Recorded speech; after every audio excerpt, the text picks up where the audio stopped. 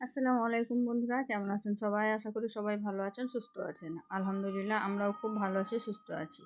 আর যদি ভালো না থাকেন তাহলে কিন্তু অবশ্যই ভালো থাকার চেষ্টা করেন। জীবনে সবারই সমস্যা থাকে, সেই সমস্যাকে হার মানিয়েই কিন্তু বেঁচে থাকার নামই হচ্ছে জীবনযুদ্ধ।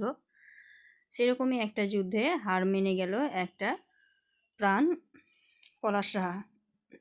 পলাশ সাহার বাড়িতে কিন্তু কোনো কিছুরই অভাব ছিল না, ছিল শান্তির অভাব।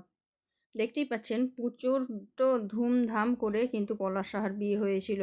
আর অনেক খুশি করেই কিন্তু সবাই বিয়ে দিয়েছিল, কিন্তু শুধুমাত্র একটু শান্তির জন্যই কিন্তু তাদের বিয়েটা শেষ পর্যন্ত পরিণতিটা ঠিক হলো না।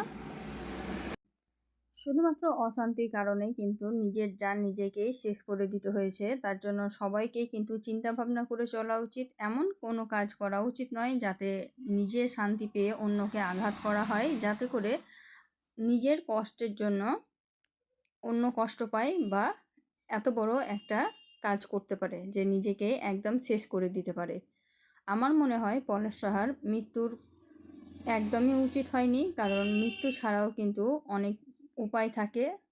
চাইলেই কিন্তু উপায় বার করা যায়। সমস্যা থাকেই সবারই জীবনে, কিন্তু সমস্যার সমাধান করা উচিত। তাই প্রত্যেকটা ছেলে বা মেয়েকে কিন্তু জীবন শেষ করার আগে 100 বার ভাবা উচিত, আর সেই সমস্যার সমাধান করা উচিত।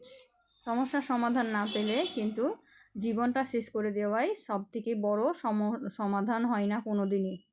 জীবনে প্রত্যেকেরই জীবনে সব ছোট বড় সমস্যা থাকে। আর এখানে মা ও বউয়ের মধ্যে শুধুমাত্র পলাশ সাহাই যে এত কষ্ট পাচ্ছিল তা নয়। আমাদের সমাজে কিন্তু সব ছেলেরাই, বেশিরভাগ ছেলেরাই মা ও বউয়ের মধ্যে পড়ে এভাবেই দোটানায় থাকে, ডিপ্রেশনে চলে যায়। আর এই ডিপ্রেশনের কারণেই কিন্তু তারা বড় বড় পদক্ষেপগুলো নেয়।